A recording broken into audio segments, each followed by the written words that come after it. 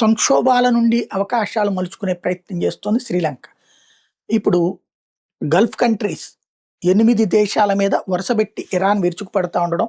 అటు Saudi Arabia గావచ్చు, Dubai గావచ్చు, ఖతార్ గావచ్చు, ఒమెన్ గావచ్చు, బహ్రెయిన్ గావచ్చు, ఇట్లా వివిధ దేశాలు పెను యుద్ధం ఎదుర్కొంటున్నటువంటి సందర్భంలో అక్కడ పెట్టుబడులు పెడతా ప్రశాంతంగా ఉందామనుకున్నటువంటి వ్యాపార పారిశ్రామికవేత్తలు ఎక్కడికి వెళ్ళాలి? వీళ్ళు యూరప్ దేశాలలో భారీగా సంపాదించుకుని అక్కడ ఆ సంపాదన మీదన పన్నులు కట్టడంతో విరక్తి చెంది ఇక్కడికొచ్చారు. ఇది ట్యాక్స్ ఫ్రీ హెవెన్ అని. ఇప్పుడు అక్కడ యుద్ధంతో ప్రాణాలే కోల్పోయే పరిస్థితి, ఇక వ్యాపారాలు చేయలేని పరిస్థితుల్లో వెనక్కి వెళ్ళలేరు, ఆ దేశాలు ఏడిపిస్తాయి కాబట్టి. ఆల్టర్నేటివ్‌గా ఏంటి అంటే శ్రీలంక వైపు చూస్తున్నారు.